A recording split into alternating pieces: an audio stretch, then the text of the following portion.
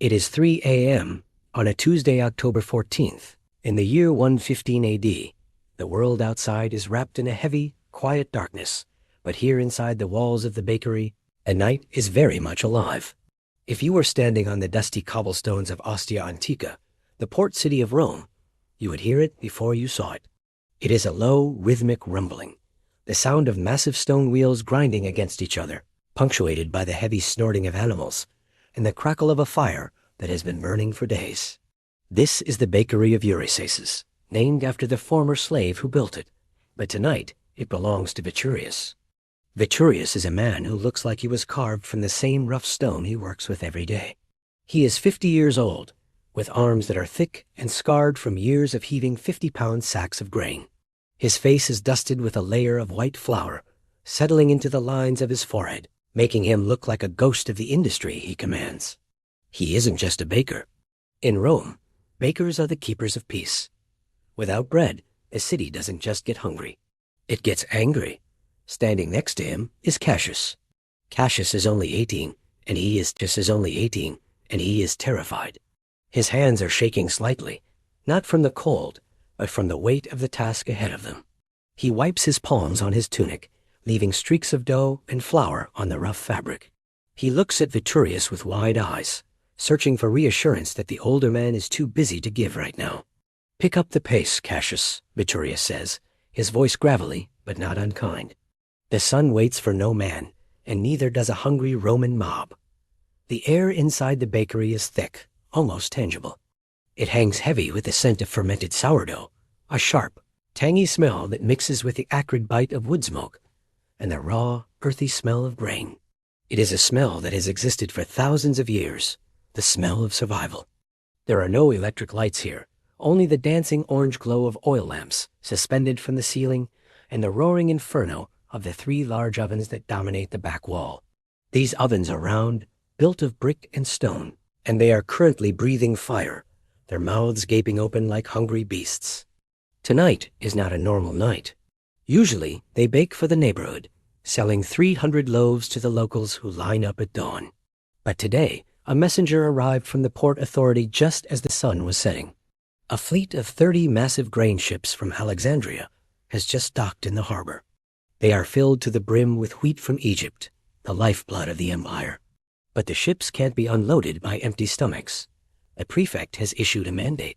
By sunrise, this bakery must produce 1,000 loaves of panis quadratus, the famous 4-sided Roman bread, to feed the thousands of dockworkers waiting to haul the grain. 1,000 loaves. It is a number that sits in the room like a physical giant. To achieve this, they need to grind over 500 mudi of wheat.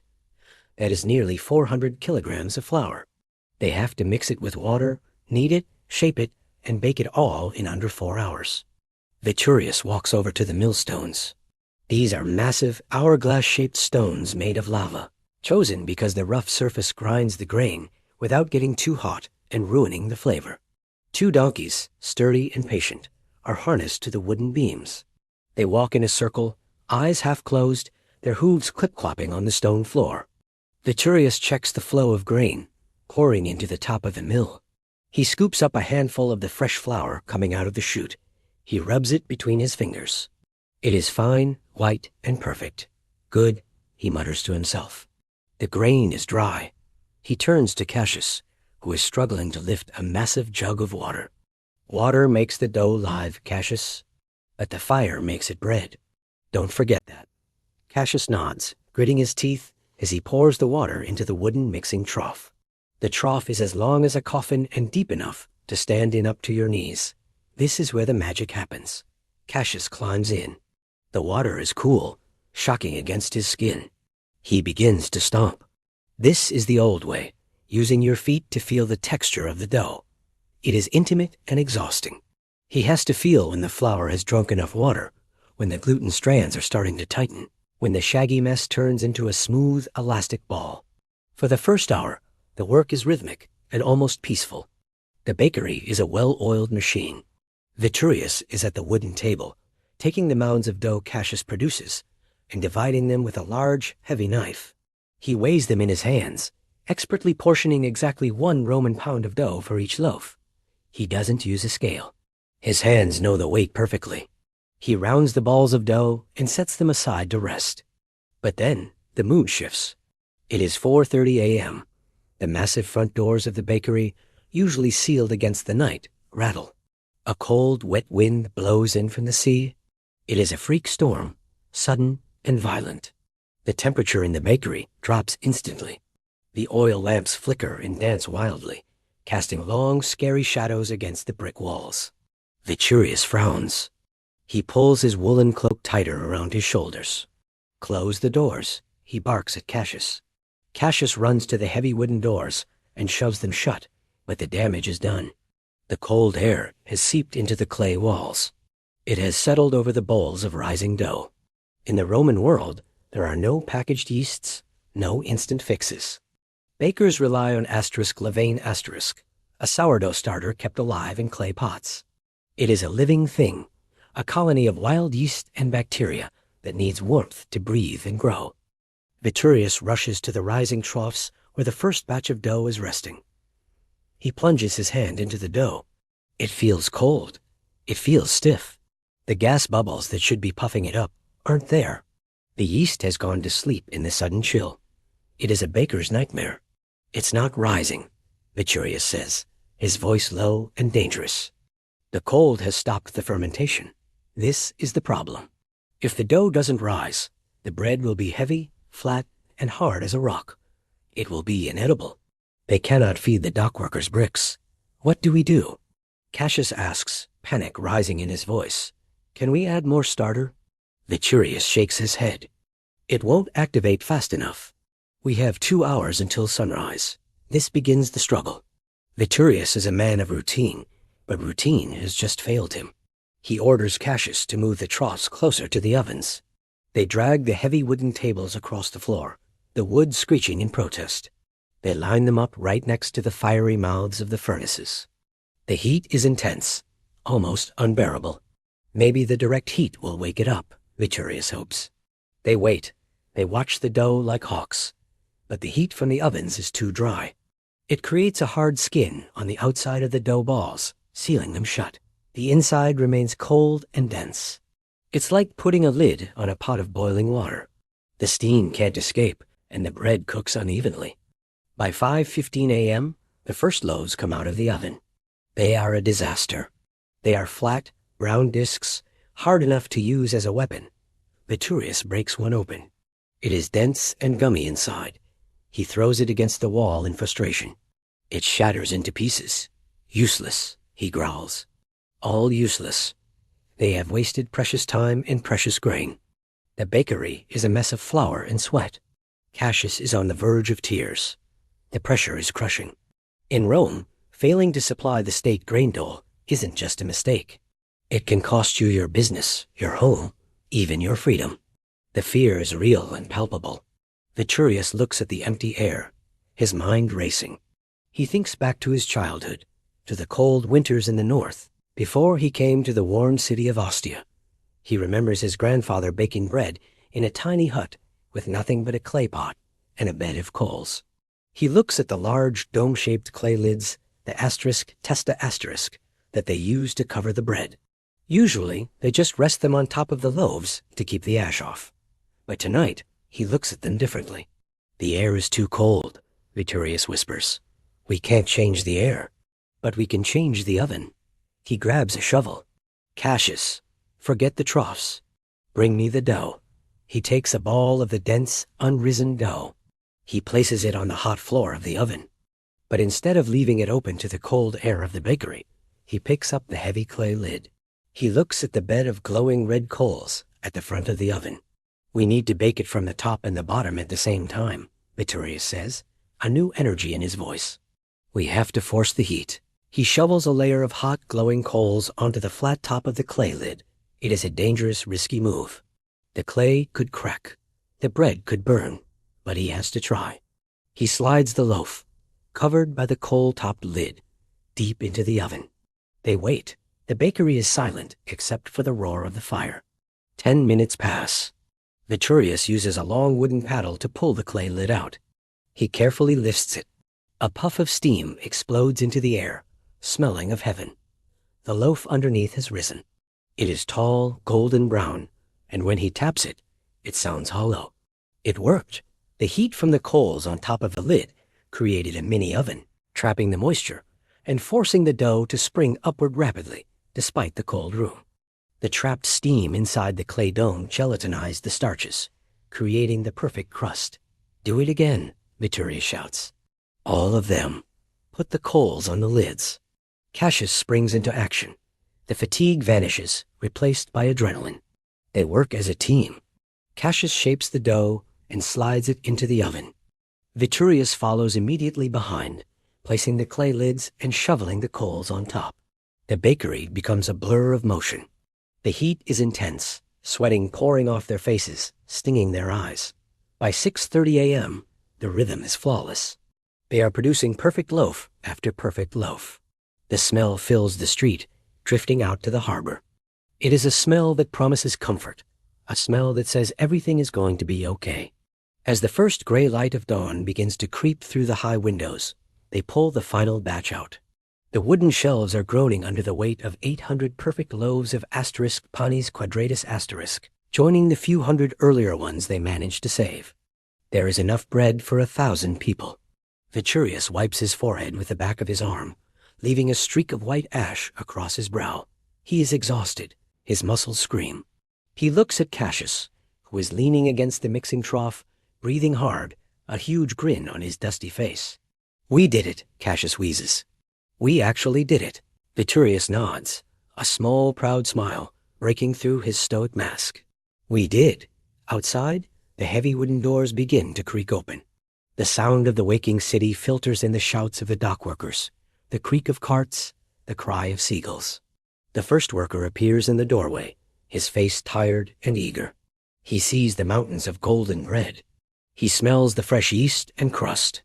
He looks at Veturius and Cassius, seeing the exhaustion in their eyes, and offers a nod of pure respect. They begin to hand out the bread.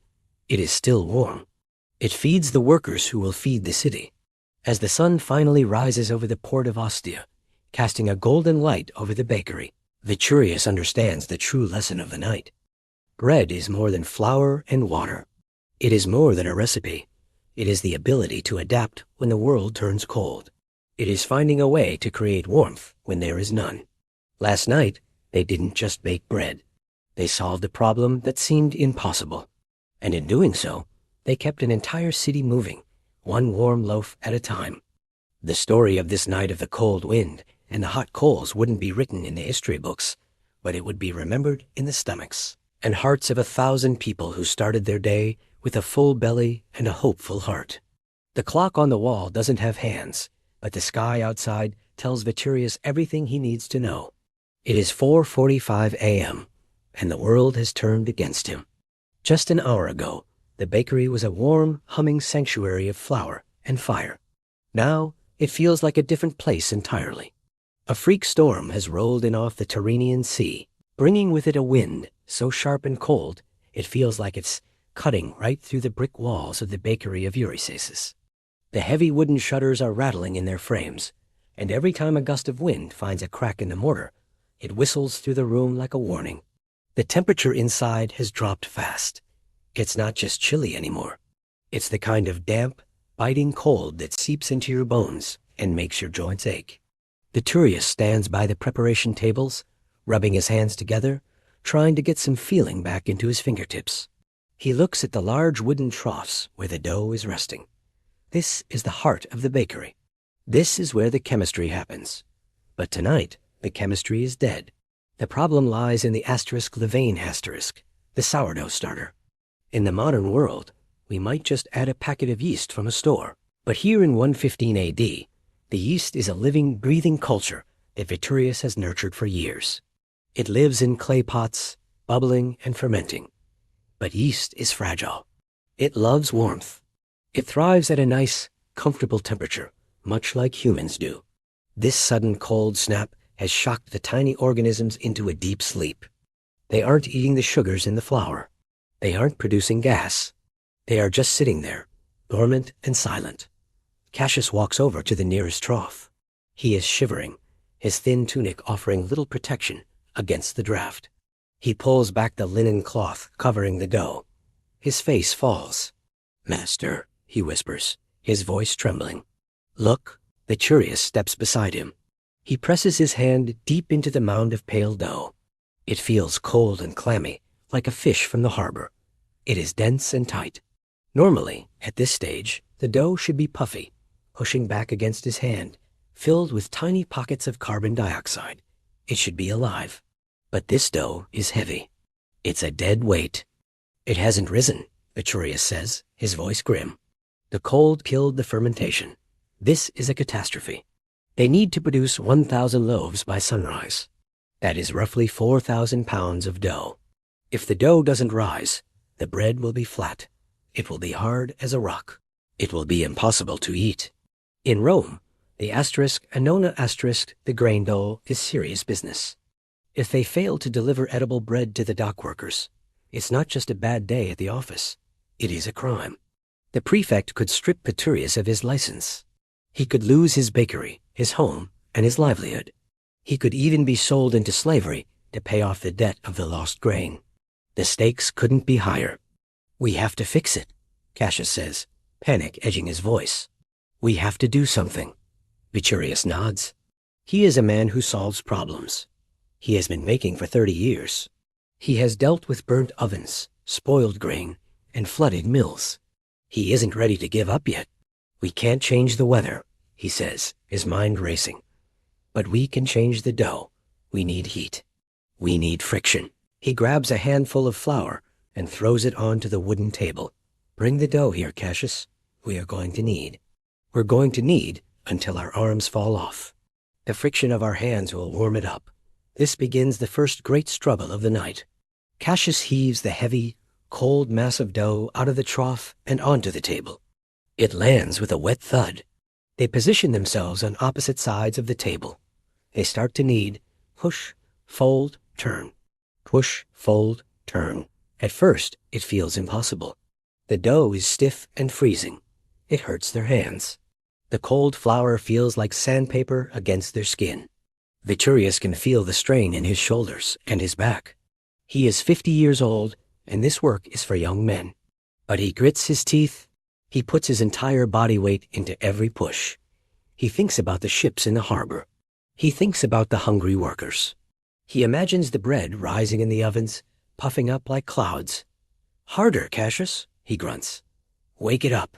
Cassius is sweating now, despite the cold air.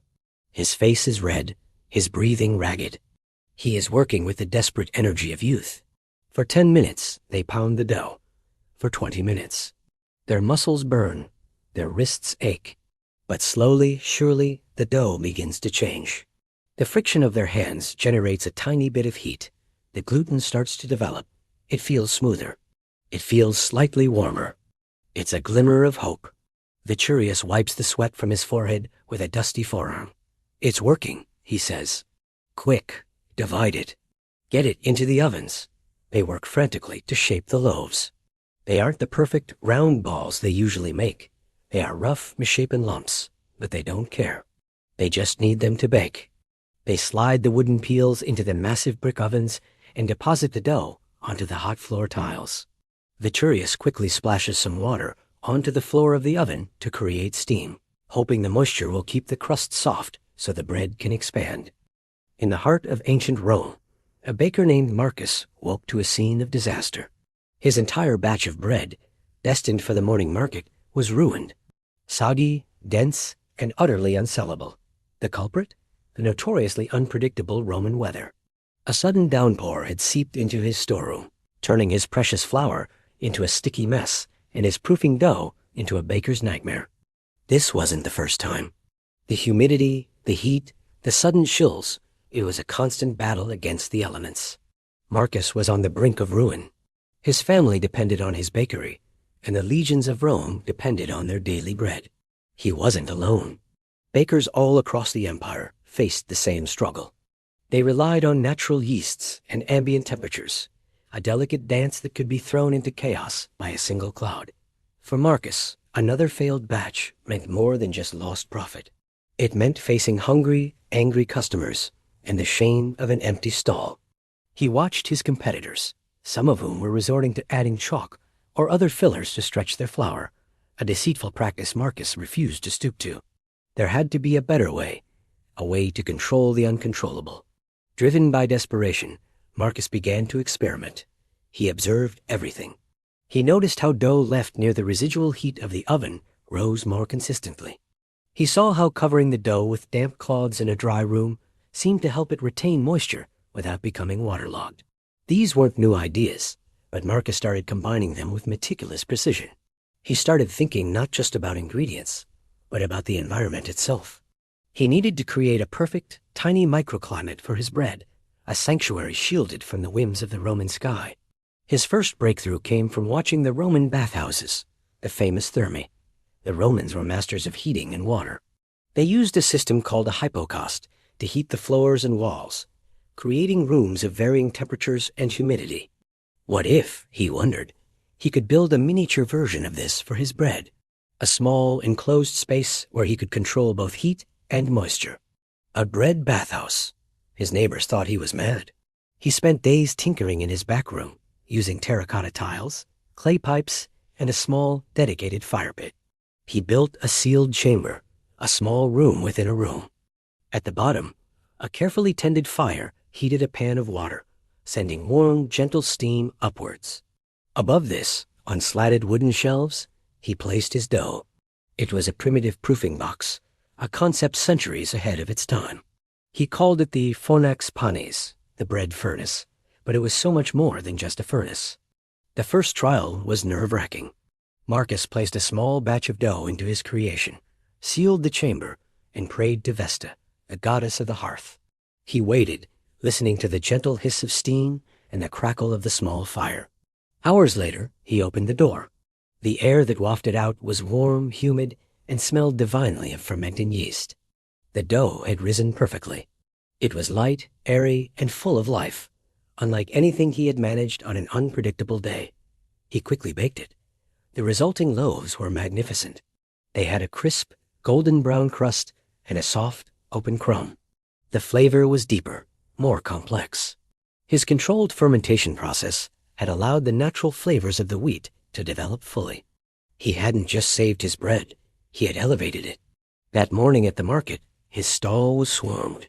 The aroma alone drew crowds. People who had once complained about his inconsistent quality now marveled at the perfection of his loaves. Word of Marcus's miracle bread spread like wildfire. Other bakers, initially skeptical, came to see his invention. Marcus, remembering his own struggles, didn't hoard his secret. He shared his design, explaining the principles of controlled heat and humidity. Soon, small fornax panis chambers began appearing in bakeries across Rome and beyond. It revolutionized the baking industry. The quality and availability of bread became more reliable, a small but significant factor in feeding the massive population of the empire. Marcus became a celebrated figure, not a general or an emperor, but a humble baker who solved a problem that plagued his entire profession. He proved that innovation isn't just about grand monuments or military tactics. It can be found in the quiet dedication of a craftsman trying to perfect his trade. His story reminds us that sometimes the most impactful changes come from a simple, desperate need to create something good and reliable, to bring a little bit of order to a chaotic world. All born from one baker's refusal to let a little rain wash away his dreams. Thanks for watching, and if you enjoyed this story, don't forget to like and subscribe for more. With a careful, steady motion, he dumps the shovelful of burning coals directly onto the flat top of the clay lid. The coals hiss and settle, glowing bright orange against the dark clay. It looks dangerous. It looks like the clay pot might crack, or the bread inside might turn to ash. Cassius takes a step back, shielding his face. It's a risk, Veturius admits, wiping the sweat from his brow. But we are out of options. We have to force the bread to rise. The coals on top will turn this lid into a miniature oven. The heat will be trapped inside, surrounding the dough on all sides. It will create steam, and the steam will make the dough expand. They wait. The bakery is silent, save for the crackling of the fire and the distant roar of the storm outside. 10 minutes pass like hours. Veturius checks the dough he prepared earlier with the hot water and millet slurry. mixing it frantically with the remaining flour to create a hybrid dough that might react better to the heat. He slides these new loaves into the oven and covers them with more lids and coals. At the 20-minute mark, Veturius steps forward. It is the moment of truth. He takes a long iron hook and carefully slides it under the edge of the first clay lid. The air in the bakery feels tense, as if the stones themselves are holding their breath. Veturius lifts the lid. Asterisk whoosh. Asterisk, a massive cloud of white steam bursts out of the pot, filling the space with the most incredible smell. It is the scent of toasted wheat, of caramelized sugars, of yeast that has finally woken up and done its job. As the steam clears, Veturius leans in. He stares at the loaf. It isn't flat. It isn't a hard disk. It is tall.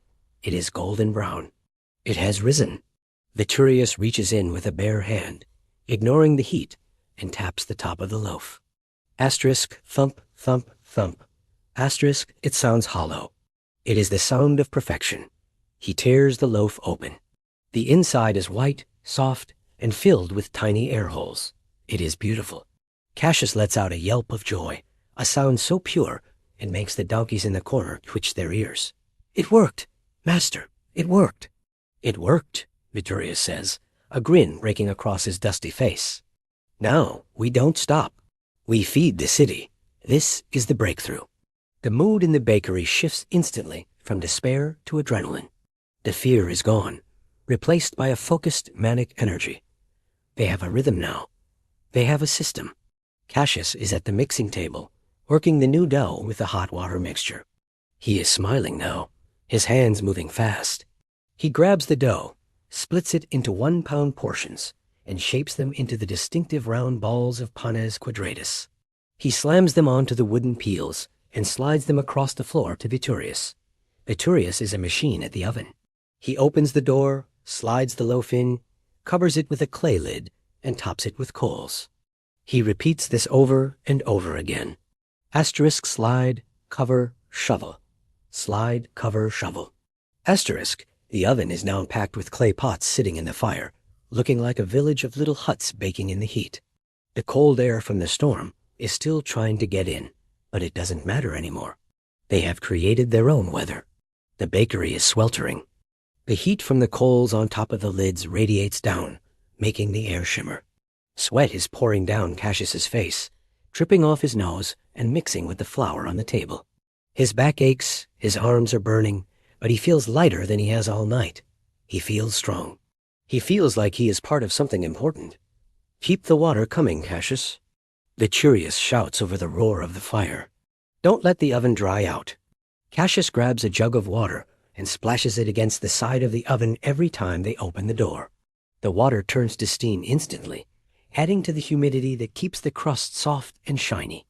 The smell is unbelievable now. It is wafting out into the street, a siren call to anyone sleeping nearby. By 6:30 a.m., the first batch of loaves is done. Veturius begins pulling the lids off. He uses a long paddle to scoop the bread out. The loaves are perfect golden, crusty, and steaming hot. He piles them onto the wooden shelves along the back wall. 1 shelf, 2 shelves, 3 shelves. The stacks are growing.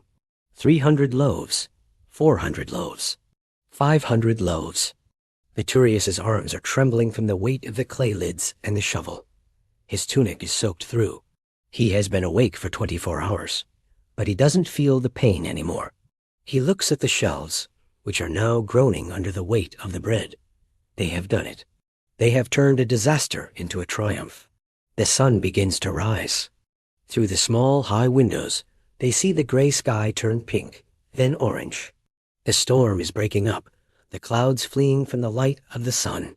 The howling wind dies down to a gentle breeze. The new day is here, and they are ready for it. At 7 a.m., the heavy wooden doors of the bakery creak. The lock slides back. The door swings open, and the first customer steps in. It is a big man, a dock worker named Marcus, who has been unloading ships since the previous night. He looks exhausted. His eyes are rimmed with red, and his shoulders are slumped. He smells of salt water and fish. He walks to the counter, expecting the usual hard, dark bread that bakers give to the poor. He pulls out a few small coins. Just something to fill the belly, Veturius, he mumbles. Veturius doesn't say a word. He walks to the shelf, picks up one of the fresh, hot loaves from the clay pot batch, and places it on the counter. Marcus looks at it. He sees the deep golden color. He sees the steam rising off it. He touches it, and it springs back slightly soft, yet sturdy. He looks at Veturius with a questioning look. Veturius nods. On the house, Marcus. For the fleet. Marcus tears the loaf open. The crust cracks loudly, revealing the soft, white crumb inside. He breaks off a piece and puts it in his mouth. His eyes close. He stops moving. For a moment, the exhaustion seems to wash away from his face. He chews slowly, savoring the taste. In the heart of ancient Rome, amidst the clamor of chariots and the buzz of the forum, lived an old baker named Marcus.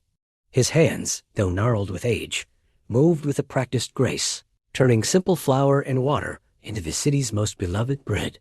By his side was his young apprentice, Lucius, a boy with eyes full of wonder and a spirit as fiery as the oven itself. One scorching summer, a severe drought swept across the land. The Tiber River shrank, the grain shipments from Egypt ceased, and the granaries of Rome began to empty. Panic rippled through the city like a fever. The price of flour skyrocketed, and soon the familiar, comforting aroma of baking bread vanished from the streets. Hunger gnawed at the city's soul, and despair began to set in. Marcus, his brow furrowed with worry, looked at his last few sacks of precious flour. He could sell them for a fortune, enough to live comfortably for years. But then he saw the hollowed faces of his neighbors, the listless children who once played energetically outside his shop. He couldn't turn his back on them. That night, under the soft glow of an oil lamp, Marcus called Lucius over. He didn't speak of profit or scarcity. Instead, he spoke of community, of duty, and of hope. He revealed a family secret, a recipe passed down through generations. A special bread made with a surprising ingredient, ground chestnuts. Lucius was skeptical. Chestnuts? For bread? But he trusted his master. Together, they ventured into the sparse woods outside the city walls, gathering every chestnut they could find. It was back-breaking work, but their determination was unwavering. They returned to the bakery, their arms laden with their unusual harvest. Under Marcus's careful instruction, they roasted, peeled, and ground the chestnuts into a fine, nutty flour. They mixed it with what little wheat flour they had left, adding water, a pinch of salt, and the precious sourdough starter that Marcus had nurtured for decades. The dough felt different, heavier, but it held a new promise. As the first loaves baked, a new, rich aroma filled the air, not the familiar scent of wheat, but something earthier, sweeter. It drifted out of the bakery and down the silent, hungry streets, drawing people from their homes like a siren's call. They gathered outside, their faces a mixture of curiosity and desperate hope. When Marcus pulled the first golden brown loaves from the oven, a collective gasp went through the crowd. He broke one open, the steam rising like a prayer. He handed a piece to a small, wide-eyed girl. She took a hesitant bite, and then her face broke into a radiant smile. Marcus and Lucius worked tirelessly, baking day and night. They didn't sell the bread, they gave it away. Their small act of ingenuity and compassion sparked a chain reaction. Others began to forage for edible roots and berries. Neighbors pooled their resources, sharing what little they had. The spirit of Rome, its resilience and unity, was rekindled not by legions or emperors, but by a baker and his apprentice. The rains eventually returned, and the grain ships once again sailed up the Tiber. But the people of Rome never forgot the chestnut bread. It became a symbol not of hardship, but of how, in the darkest of times, creativity, kindness, and a shared sense of purpose can nourish a city and feed its soul. Thanks for watching. If you enjoyed this story, don't forget to like, subscribe, and share it with someone who might need a little inspiration today. See you next time. For 500 days, the digital world echoed with the sound of failure. In our lab, the great enclosure of Great Zimbabwe collapsed 500 times. I'm Dr. Elias, and my partner Sarah and I were trying to solve a puzzle centuries old. How did my ancestors build this masterpiece, a structure that has stood for nearly 1,000 years, without a single drop of mortar? We had the best software, the most powerful computers. We scanned every stone, measured every angle, and fed it all into our simulation. Our models were based on the gospel of modern engineering: precision, uniformity, and rigidity.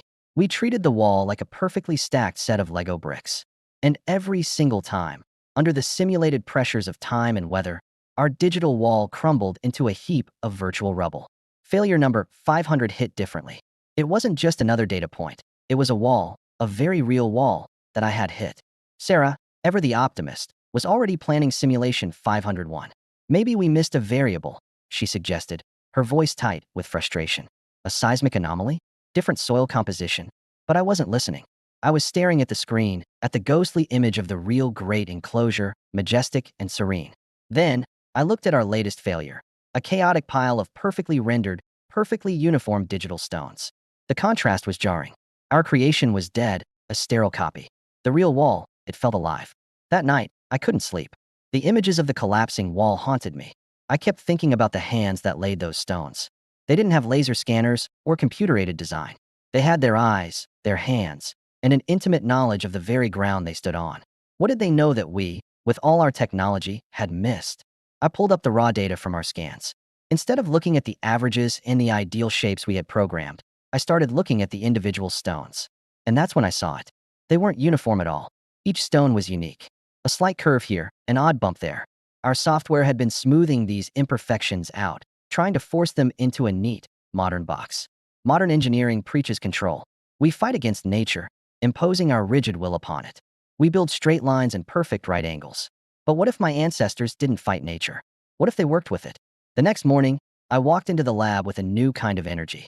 Sarah was already there, nursing a coffee and staring at the failure screen. "I've got it," I said, my voice hoarse. "We've been asking the wrong question. We've been trying to force the stones to fit our design. But the design is the stones." Sarah looked at me, confused. "What are you talking about, Elias?" "Look," I said, pointing to the screen. "We've been treating this like a construction project. It's not. It's a puzzle. A three-dimensional, 1,000-ton jigsaw puzzle. Every stone has its place, its partner. The builders didn't just stack them, they listened to them. They felt how each one wanted to sit, how it balanced against its neighbors. The ancient builders weren't creating a rigid barrier against the world. They were creating a flexible, breathing entity. The slight gaps, the imperfections we had tried to erase, weren't weaknesses. They were the secret to its strength.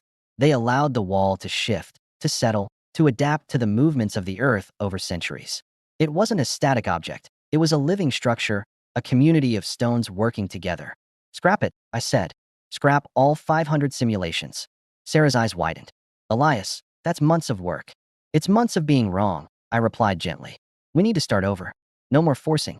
No more ideal shapes. We let the simulation treat each stone as a unique individual. We let it find the natural fit, just like the builders did." It was a radical idea. We were essentially telling our multi-million-dollar software to forget the rules of modern engineering and learn the art of ancient masonry.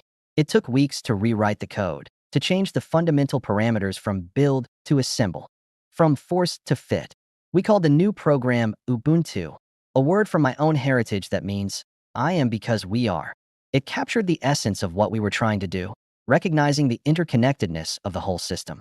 Finally, the day came. We launched Simulation 501. The digital stones began to appear, not in neat, predetermined rows, but in a more organic, seemingly chaotic dance. The computer wasn't stacking them, it was testing them, rotating them, finding the perfect, natural resting place for each one. It was slow, painstaking work. It felt less like a computer simulation and more like watching a patient craftsman at work. Hours turned into a day, then two. We watched, mesmerized, as the wall rose on the screen. It wasn't perfectly straight. It had a gentle, undulating rhythm to it, a subtle curve that mirrored the landscape. It looked real. It looked alive. Then came the stress tests.